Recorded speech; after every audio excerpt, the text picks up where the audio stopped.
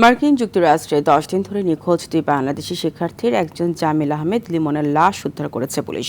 তিনি university of south ফ্লোরিডায় ভূগোল, পরিবেশ বিজ্ঞান ও নীতি বিষয়ে পিএইচডি করছিলেন। তবে তার সঙ্গে একই দিনে নিখোঁজ হওয়া আরেক বাংলাদেশি শিক্ষার্থী নাহিদা এস বৃষ্টির সন্ধান এখনও পায়নি পুলিশ। এই ঘটনায় একজনকে গ্রেপ্তার করেছে স্থানীয় পুলিশ। আরও জানাচ্ছেন ইমরুল হাসান। গত সপ্তাহ থেকে বাংলাদেশের দুই শিক্ষার্থী জামিল লিমন ও নাহিদা বৃষ্টি নিখোঁজ ছিলেন।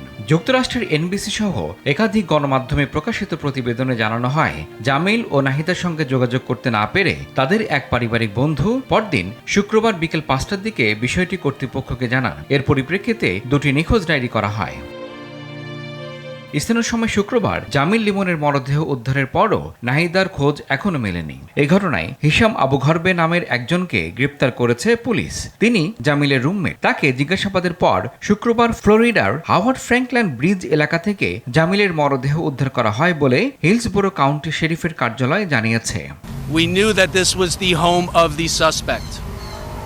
নিখোঁজ অপর বাংলাদেশি শিক্ষার্থী নাহিদার সন্ধান চলছে বলেও কার্যালয়ের পক্ষ থেকে জানানো হয়েছে। নাহিদা ইউনিভার্সিটি অফ সাউথ ফ্লোরিডার কেমিক্যাল ইঞ্জিনিয়ারিং বিষয়ে পিএইচডি করছেন। বিশ্ববিদ্যালয় পুলিশ বিভাগের তথ্য অনুযায়ী জামিল ও নাহিদাকে সর্বশেষ 16 এপ্রিল দেখা গিয়েছিল। সেদিন জামিলকে সর্বশেষ দেখা যায় সকাল 9টার দিকে বিশ্ববিদ্যালয়ের কাছে তার ছাত্রাবাসে। অন্যদিকে নাহিদাকে সর্বশেষ দেখা যায় সেদিন সকাল 10টার দিকে বিশ্ববিদ্যালয়ের ন্যাচারাল অ্যান্ড এনভায়রনমেন্টাল সায়েন্সেস ভবনে।